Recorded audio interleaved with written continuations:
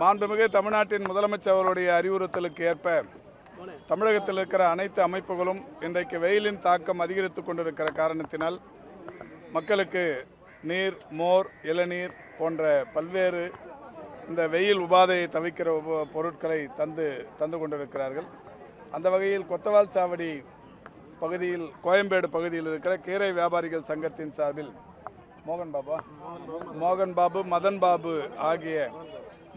ஆகிய இருவர் இணைந்து இந்த நீர்மோர் பந்தலை உருவாக்கி இருக்கிறார்கள்.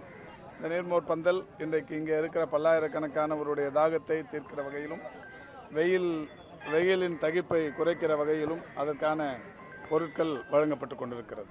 சார், கோவிஷீல்டு போடுறதுனால மக்கள் ரொம்ப பயப்படுறாங்க. கோவிஷீல்டு போட்டவங்களாம் பயப்படுறாங்க. ஐயோ, எனக்கு ஏதாவது ஆகிடுமோ, உயிருக்கு எதாவது ஆபத்துலாம் பயப்படுறாங்க. இது எப்படி சார் பார்க்குறது? இல்லை, எந்த தடுப்பூசியாக இருந்தாலும் அது அவரவர்களுடைய உடலில் இருக்கிற நோய் எதிர்ப்பு சக்தியை பொறுத்து தான் அதனுடைய பின்விளைவுகள் என்பது இருக்கும். அவங்க ஏற்கனவே நானும் கூட பார்த்தேன், ஒரு நீதிமன்றத்திலேயே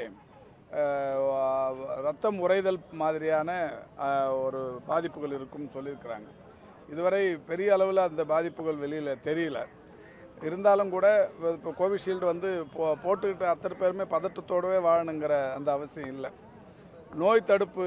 நோய் எதிர்ப்பு சக்தி தங்களுடைய உடலில் குறைவாகாத வண்ணம் அவர்களுடைய நடவடிக்கைகளை இப்போ பாதுகாத்துக்கணும். பொதுவாக அந்த உடற்பயிற்சி, காலையில் நடப்பது மாதிரியான இந்த விஷயங்களில் அதிக கவனம் செலுத்தணும். அது மாதிரி செலுத்தி உடலில் நோய் எதிர்ப்பு சக்தியை அதிகரித்துக் கொள்வதற்குரிய நடவடிக்கைகளை மேற்கொள்ளும். தமிழ்நாட்டில் ரிப்போர்ட் ஆயிருக்கா சார்? இல்லை, அந்த மாதிரி மருத்துவ படிப்பு சார், இந்த நீட் இப்போ கோட் ஆஃப் கான்டக்ட் நான் நிறைய பேச முடியாது. ஜூன் 4க்கு அப்புறம் நீங்கள் கேட்கறதுக்கலாம்.